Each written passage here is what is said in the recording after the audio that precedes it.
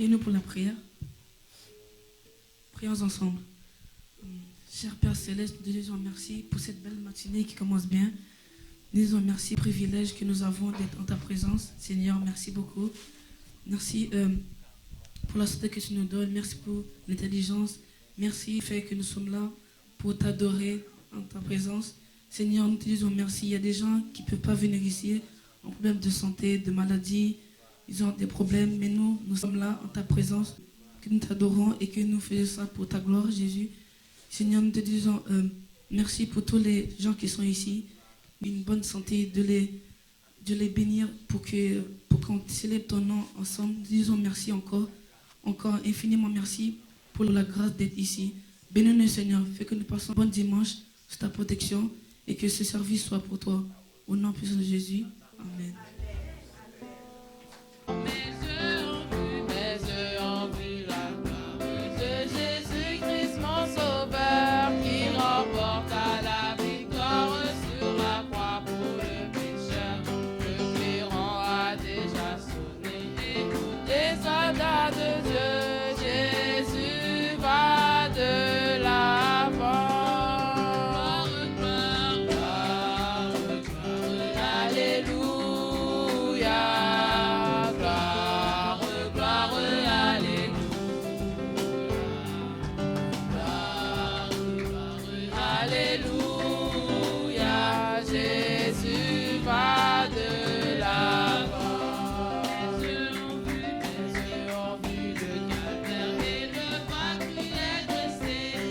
J'entendis sa prière, cri de son cœur angoissé. Les yeux sur son front, son cœur d'angoisse a percé. Jésus va de l'avant. Gloire, gloire, alléluia. Gloire, gloire, alléluia.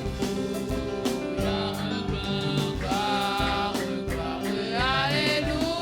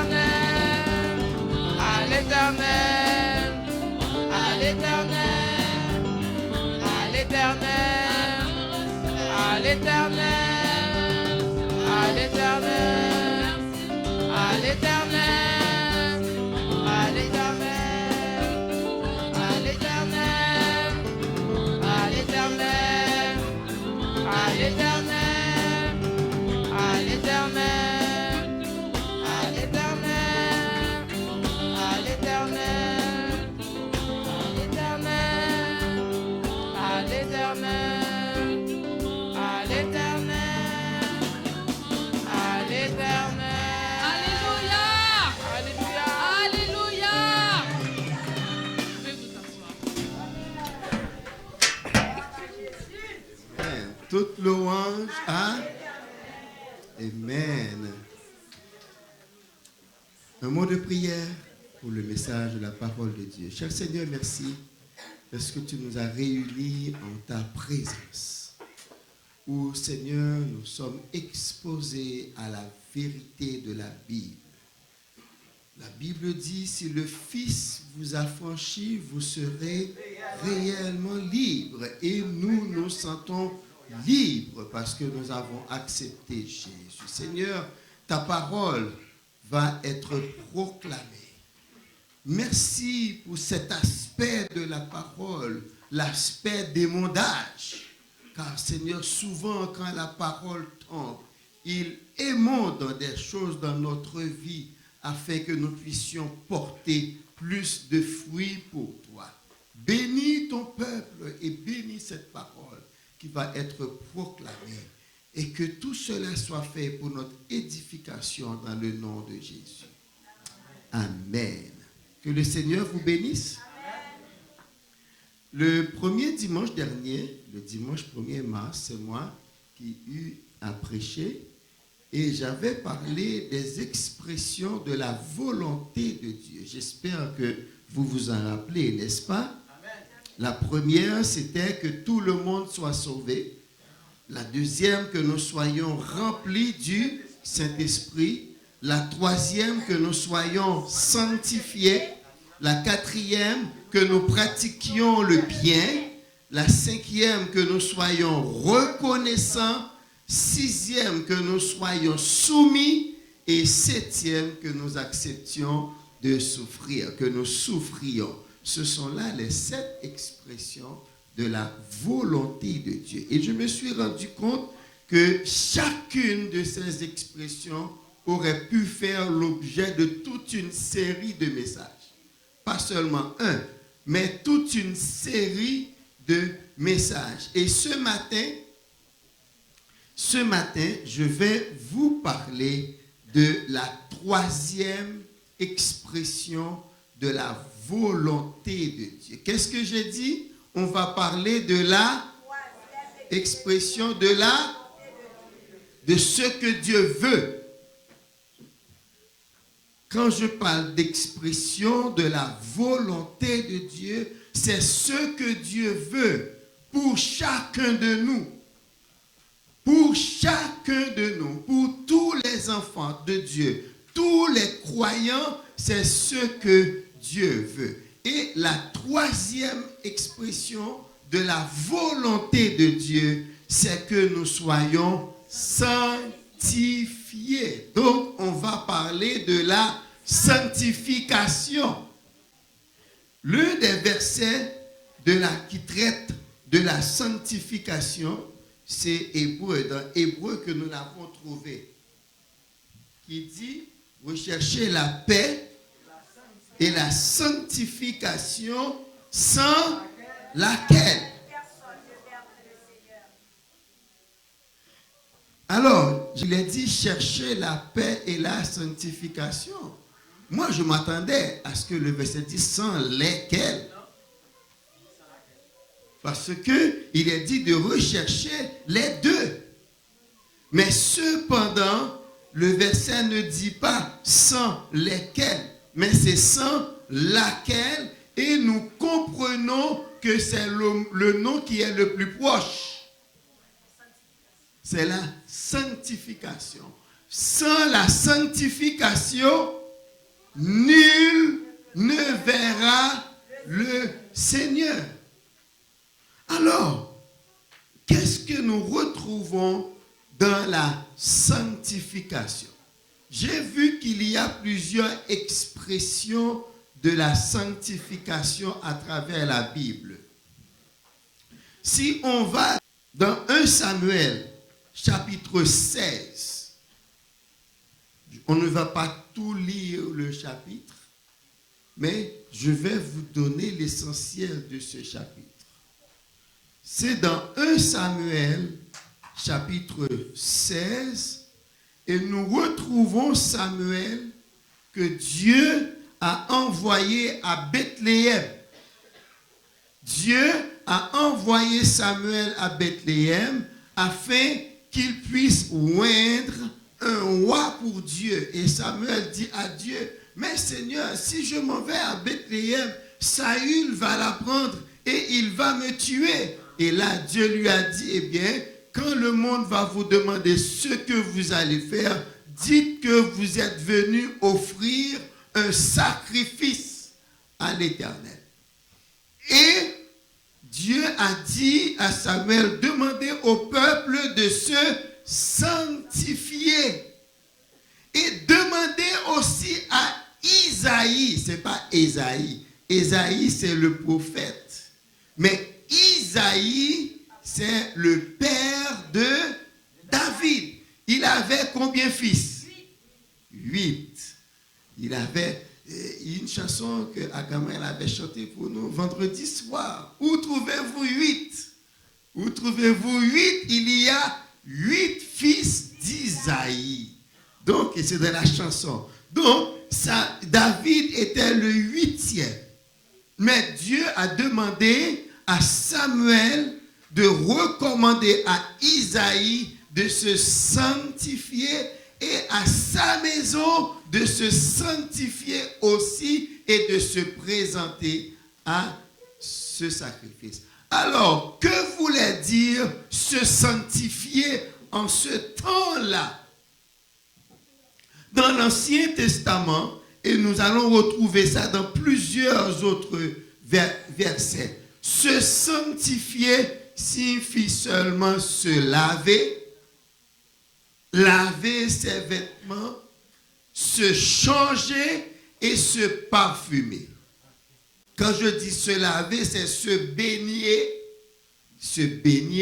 se changer de vêtements, aussi laver les vêtements que l'on portait, donc laver son corps, mettre des habits propres et se parfumer. C'était ça que l'on comprenait dans la sanctification. Mais alors nous retrouvons, il y a dans la sanctification cette partie, cet aspect cérémoniel, mais aussi il y a un autre aspect, c'est un aspect de purification. C'est la prière, c'est la communion avec le Seigneur.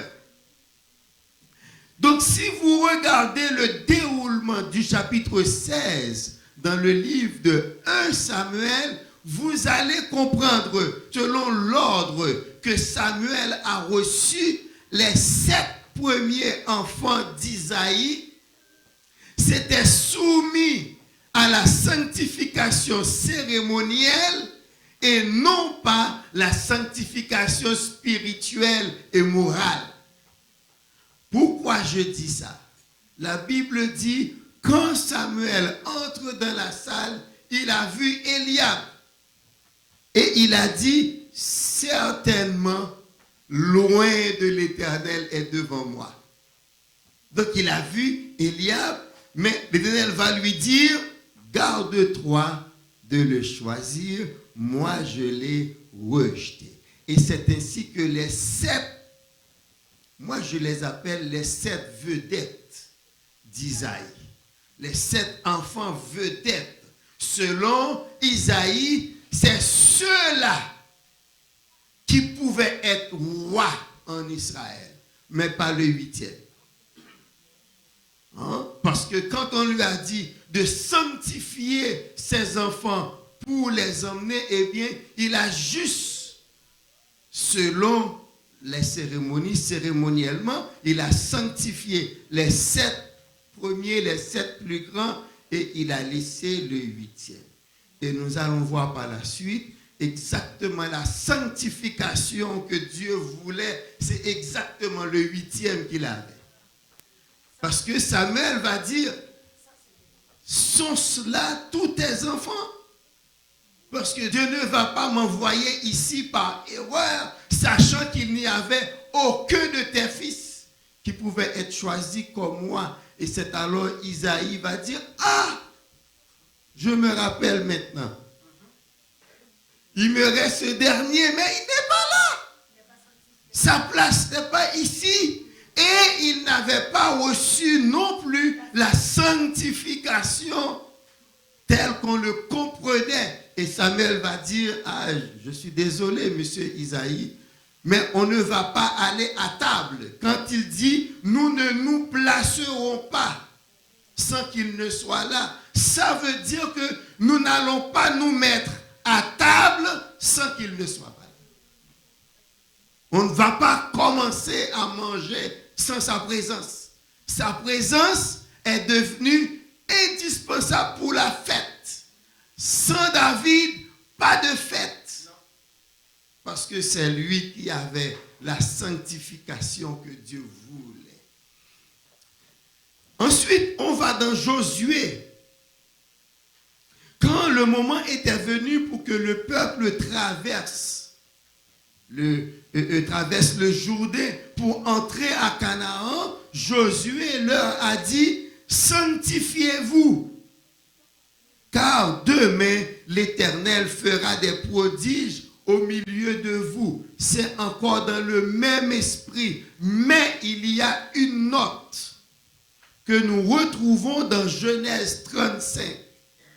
Il y a un aspect dans la sanctification que Jacob, maintenant, à sa sortie de chez Laban, Dieu lui a dit de monter à Béthel.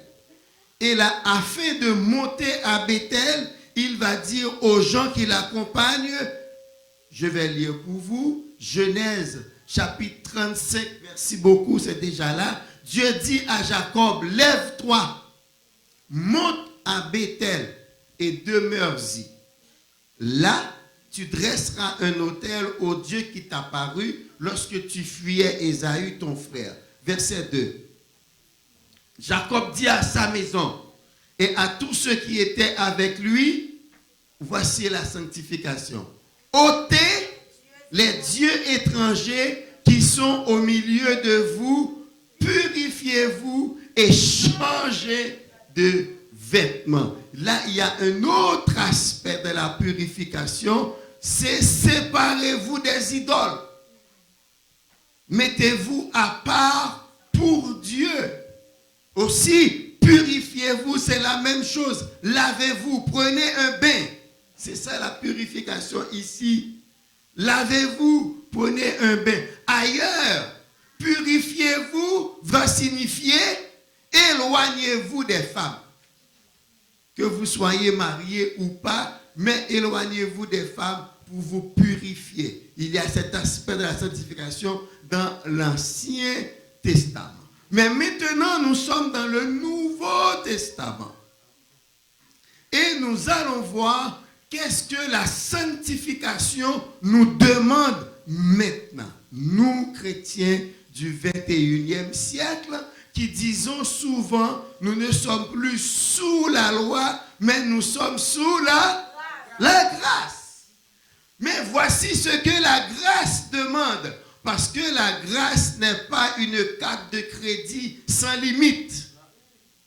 La grâce, ce n'est pas une carte de crédit illimitée. La grâce aussi a ses recommandations. La grâce aussi a ses exigences. Maintenant, qu'est-ce que la sanctification demande à nous qui vivons maintenant au 21e siècle sous la grâce? 1 Thessaloniciens chapitre 4, versets 3 à 7. C'est là que nous allons trouver ce que Dieu veut et ce que Dieu nous demande. 1 Thessaloniciens chapitre 4, versets 3 à 7. Et nous pouvons lire ensemble l'Église. C'est sur l'écran. Ensemble. C'est votre point virgule. Et à partir de là, apôtre Paul va dire, voici ce que le Saint-Esprit entend par sanctification maintenant. Point virgule, c'est que vous abstenez de l'impudicité. Ok. Arrêtons-nous ici sur le mot impudicité. Si on peut sortir un adjectif, on va trouver le terme impudique. Mais en grec, le mot qui traduit impudicité, c'est pornéa. Et c'est de là qu'on a tiré le mot pornographie. Hein? Donc, vous pouvez comprendre, c'est tout ce qui a rapport, qui a relation avec des désordres sexuels. Dans le mariage, hors du mariage, fornication, etc. Tout ce qui a relation avec la relation sexuelle en dehors du mariage, donc en dehors de ce que Dieu a prescrit. Ce que Dieu veut, c'est que on s'abstient des choses comme ça. Ça veut dire que dans la maison de Dieu, on ne devrait même pas entendre parler de cela. Ça veut dire aussi les enfants de Dieu devraient être tellement enseignés de ça qu'on ne devrait même pas besoin d'en parler dans un culte de dimanche matin. Mais comme nous devons enseigner tout le conseil de Dieu, et ça fait partie du conseil de Dieu, nous devons en parler dans l'assemblée de Dieu afin que les enfants de Dieu sachent ce que Dieu veut d'eux. Et ce n'est pas terminé. La première chose, c'est que vous vous absteniez de l'impudicité. Ça continue. C'est que chacun de vous sache voilà, la maîtrise de soi. Hein, parfois, vous devez dire comme le psalmiste dit dans le psaume 116, mon âme, retourne à ton repos.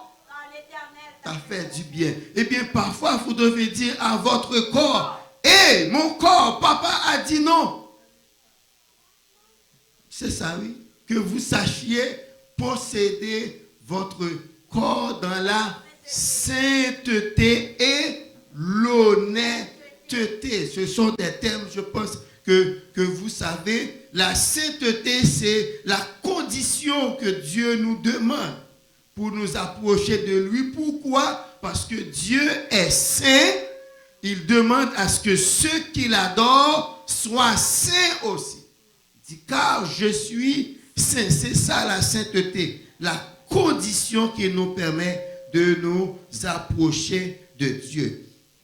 Si on prend cela, il dit cette exhortation insiste sur la maîtrise de soi, en particulier les relations charnelles, afin de vivre selon la volonté de Dieu. Elle invite chaque croyant à gérer son corps avec respect.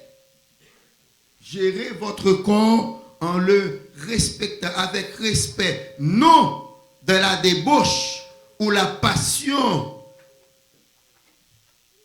Merci. C'était où? Merci, ok. Non dans la passion déréglée, comme les païens qui ne connaissent pas Dieu, mais dans la sainteté et dans l'honneur. Donc, c'est que Dieu veut que nous soyons des gens honorables en toutes choses. Que nous soyons des gens honorables. Moi, j'aime bien regarder ces choses pour voir le niveau auquel Dieu veut que nous parvenions. Dieu veut que nous parvenions à un niveau tel que quand les gens nous regardent, eh bien, qu'ils voient en nous de petits Jésus. Moi, ce que j'aimerais, mon souhait, c'est que chacun de vous, que les gens qui vous connaissent, particulièrement ceux qui ne connaissent pas Dieu, que vous vous comportiez d'une façon telle que quand arrivés quelque part, ils entendent parler de Jésus, qu'ils puissent dire « je le connais » ou bien « je la connais ».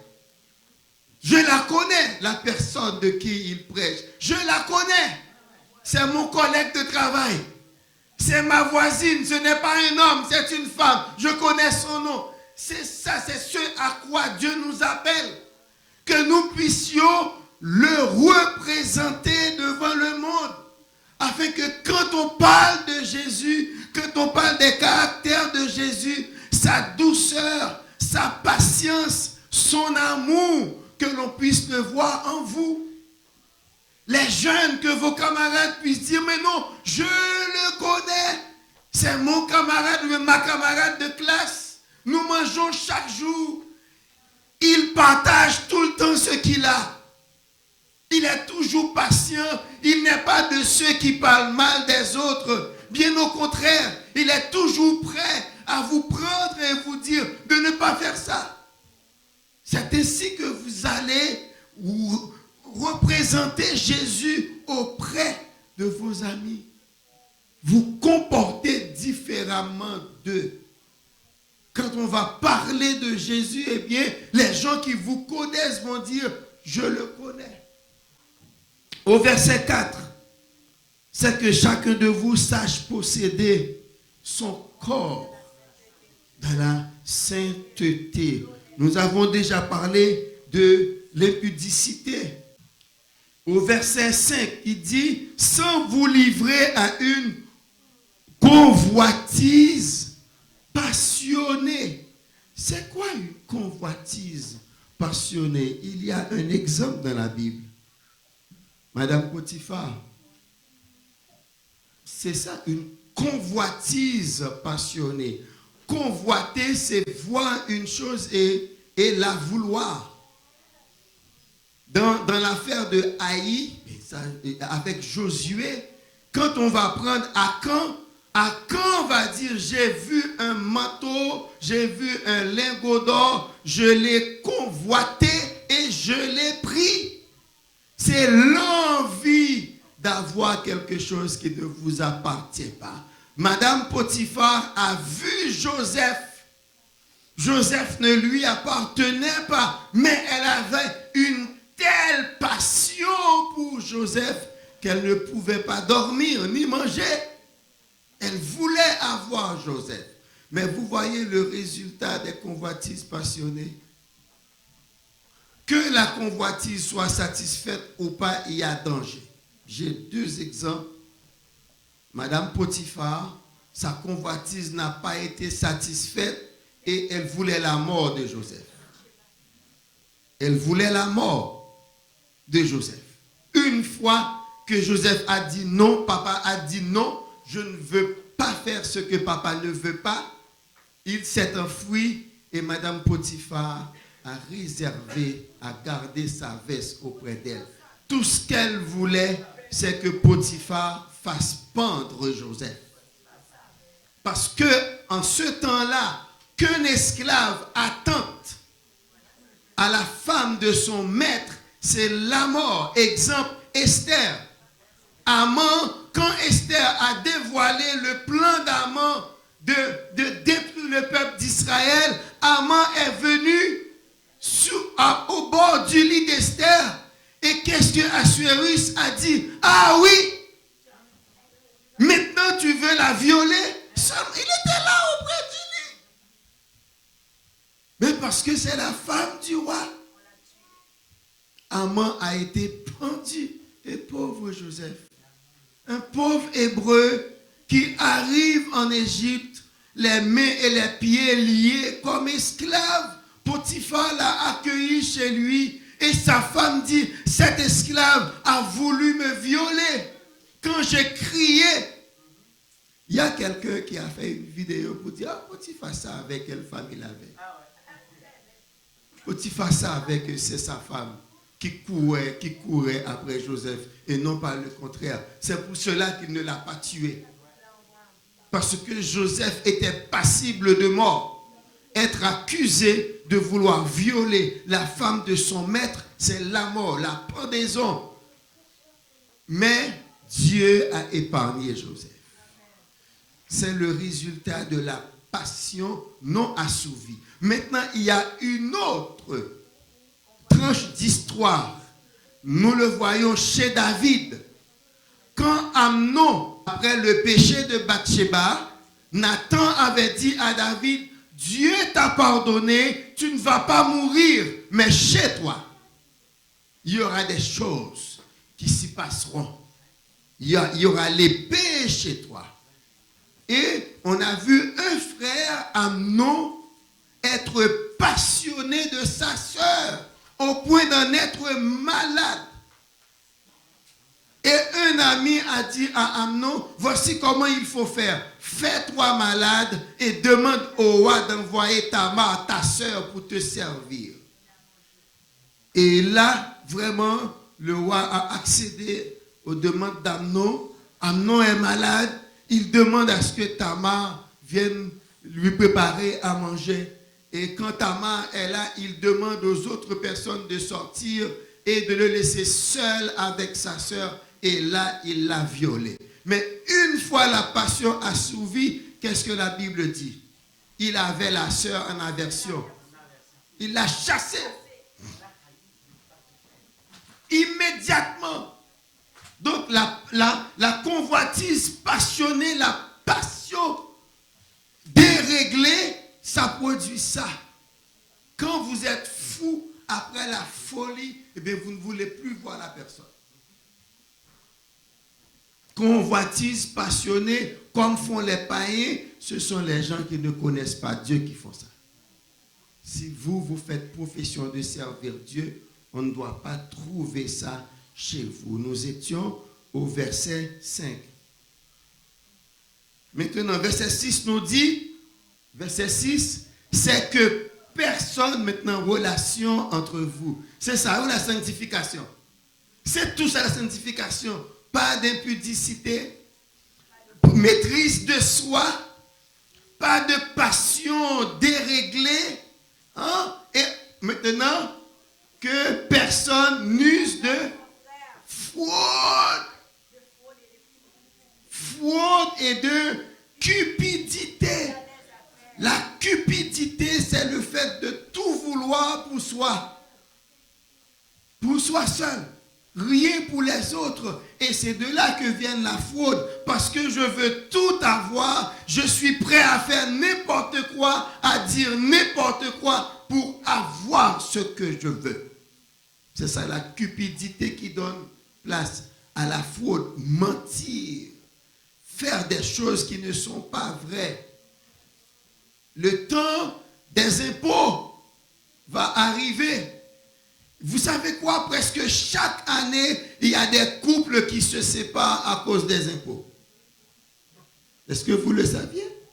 Je vous le dis maintenant. Chaque année, il y a des couples qui se séparent à cause des impôts. Chacun veut faire une déclaration afin de recevoir quelques centaines de dollars du gouvernement.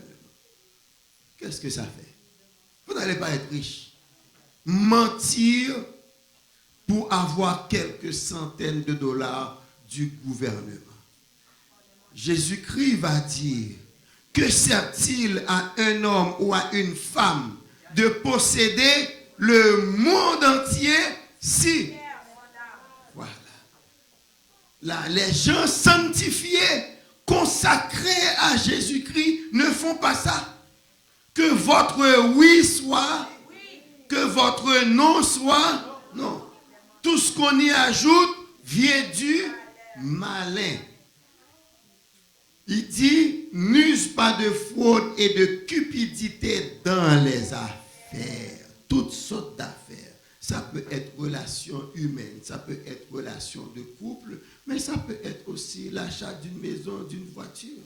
Combien de gens ont été trompés? Vous faites confiance au frère, vous faites confiance à la sœur. Il est un concessionnaire, il vend des voitures. Vous lui demandez d'acheter une voiture. Il te dit la voiture coûte tant d'argent, vous lui donnez après ça, il vous apporte un citron. C'est un frère. Dites-vous bien. Apôtre Paul a dit, je n'ai pas à juger les païens. Mais moi je parle des frères et sœurs dans l'église. On ne devrait pas avoir ça, mes amis. Si vous savez que la chose n'est pas bonne, vous ne pouvez pas demander à votre frère en Christ. Nous prenons la scène ensemble, nous prions ensemble, nous adorons ensemble, nous lisons la Bible ensemble. Et puis je ne peux pas vous faire confiance. C'est pas sérieux. Vous voulez quand même vous augmenter le prix de la chose afin de soutirer quelques dollars d'un frère, d'une sœur. Moi, je ne juge pas les païens, ceux qui ne connaissent pas Dieu. Apôtre Paul dit cela, ils sont déjà jugés. Mais nous qui sommes en Christ, il y a des choses qu'on ne doit pas entendre parler chez nous. Parce que, pourquoi le Seigneur tire de toutes ces choses, comme nous vous l'avons déjà dit et attesté. Quelqu'un va dire c'est pour la fraude seulement. Non, pour l'impudicité aussi. Dieu tire vengeance de ça. Quand vous mentez, combien de frères, vous êtes mariés, mon frère, mais laissez la sœur pour un autre. Vous êtes mariés. Ne chantez pas la pomme. Vous connaissez cette expression? C'est une expression québécoise. C'est courtiser quelqu'un, lui dire toutes sortes de choses pour qu'il vous accepte. C'est ça, chanter la pomme. Vous chantez la pomme à la personne, vous lui dites combien vous l'aimez. Vous êtes seul au monde, pas de femme, pas d'enfant, cependant vous en avez. C'est après que la dame va apprendre cela. Ça ne doit pas. Dieu tire vengeance de cela. Et c'est pour cela que l'apôtre Paul nous dit de ne pas faire ça. Ce que Dieu veut, c'est notre sanctification. Voici ce que la sanctification veut dire pour nous aujourd'hui. Je vais reprendre avec vous 1 Thessaloniciens chapitre 4, versets 3 à 7. C'est que vous vous absteniez de l'impudicité. Que chacun de vous sache posséder son corps dans la sainteté et l'honnêteté, sans vous livrer à une convoitise passionnée comme font les païens qui ne connaissent pas Dieu. C'est que personne n'use envers son frère de fraude, de cupidité dans les affaires. Pourquoi? Parce que le Seigneur tire vengeance de toutes ces choses. Dieu ne nous a pas appelés à cela. Il nous a appelés à la sanctification. Voici ce que Dieu veut. Ce que je dis là, ce n'est pas pour moi. Ce n'est pas moi ce que je veux. Parce que moi, je ne vous connais pas vraiment. Pour moi, vous êtes tous beaux et belles. Pour moi, vous êtes tous saints. Mais Dieu vous connaît. Il sonde les cœurs et les reins. Dans 1 Samuel 16, quand Samuel était prêt à choisir Eliab, le fils aîné d'Isaïe, pour être le roi, Dieu lui a dit, vous les hommes, vous jugez selon les sens. Vous jugez selon ce que vous voyez, selon ce que vous entendez, selon ce que vous touchez, les sens. Mais moi, je regarde au cœur. Donc dites-vous bien que chacun de nous, Dieu voit mon cœur. Dieu voit le cœur de chacun de nous. Et c'est lui qui tire vengeance de tous ceux-là qu'il a appelés à la sanctification, mais qui désobéissent, qui restent dans ces choses et qui les pratiquent quotidiennement. Ce matin, Dieu nous appelle à faire un changement, à venir à lui. Et si vous écoutez ce matin, vous n'avez pas encore accepté le Seigneur, ce n'est pas un prétexte pour ne pas venir à Dieu. Bien au contraire. Bien au contraire. Ça vous donne une idée du standard auquel Dieu veut vous élever. Si partout où vous passez, vous avez laissé une étiquette, une renommée de menteur, de fraudeur, Dieu vous appelle à changer cela. C'est parce que Dieu a un plan extraordinaire pour vous. Je connais les projets que j'ai formés sur vous. Projets de paix et non de malheur. Mes amis, si vous connaissez les gens qui vivent dans la fraude, ils ne sont pas en paix. Ils ne sont pas en paix. Quelqu'un qui conduit sans son permis, dès qu'il voit la lumière de la police, quelqu'un qui sait qu'il n'est pas correct, il n'est pas en règle, eh bien c'est pareil. Les fraudeurs, ils ne vivent pas en santé, ils ne vivent pas bien. Dieu veut vous donner la paix.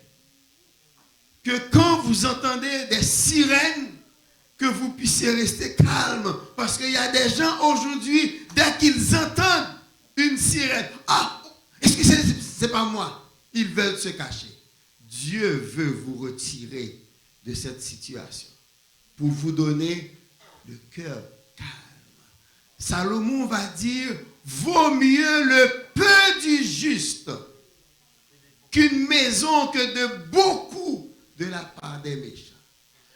Il dit, vaut mieux un morceau de pain sec avec la paix qu'une maison pleine de viande avec des querelles.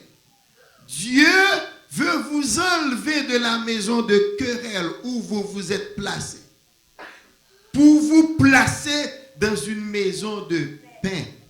Et vous ne serez pas plus pauvre que ça, même beaucoup plus riche. Parce que ce que vous avez, vous pourrez le consommer dans la paix. Donc si vous ne connaissez pas le Seigneur et que vous écoutez ce message, venez donner votre vie à Christ et abandonner cette mauvaise manière de vivre et vivre dans la paix avec Dieu. Et nous qui sommes déjà croyants, repassons notre vie. S'il y a de ces choses qui sont présentes dans ma vie, Dieu nous appelle à demander pardon, à nous repentir et à faire volte-face, délaisser cette pratique et prendre un nouveau départ avec le Seigneur. C'est ainsi que je termine ce message. Si vous sentez que vous avez été interpellé, je vous invite à une prière. Donc je ne vais pas vous demander de venir ici et dire je fais ceci, je fais cela.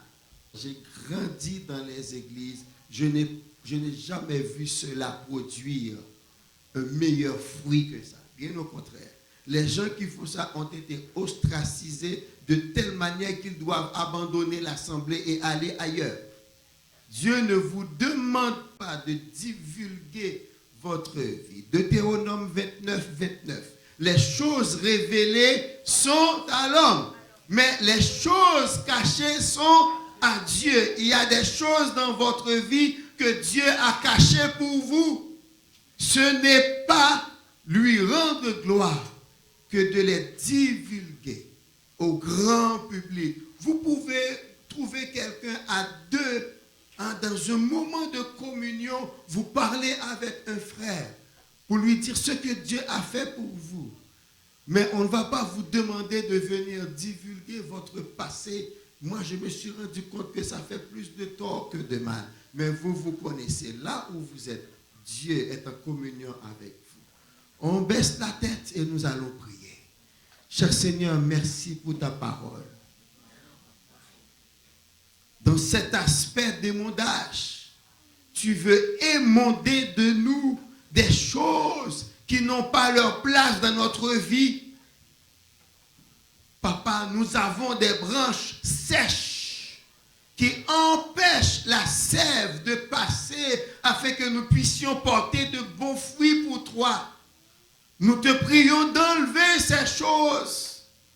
Papa, merci pour ta parole ce matin qui nous a dit ce que tu veux, c'est notre sanctification, c'est que nous menions une vie qui te plaise et une vie dont les autres peuvent voir les fruits et que les autres peuvent témoigner que la présence de Dieu est dans cette personne. Cette personne représente Jésus.